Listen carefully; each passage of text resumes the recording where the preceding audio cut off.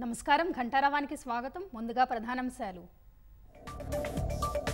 6 నెలలు గడిచినా ఉద్యోగాల ఊసే లేదన్న హరీష్ రావు. త్వరలో జాబ్ క్యాలెండర్ ప్రకటిస్తామన్న మంత్రి శ్రీధర్ బాబు.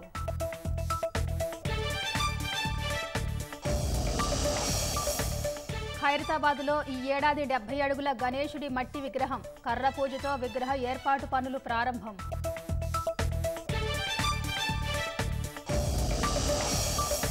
గూడ్స్ రైలు సిబ్బంది నిర్లక్ష్యంతోనే బంగాల్లో ప్రమాదం. సిగ్నల్ జంప్ వల్లే విషాదమని ప్రాథమికంగా నిర్ధారణ.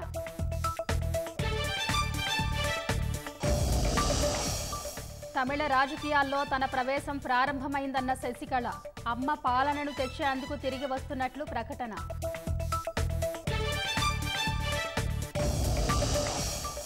కాలిఫోర్నియా అడవుల్లో రాజుకున్న కార్చిచ్చు. పరిసరాల్లోని 1200 మందిని ఖాళీ చేయించిన అధికారులు.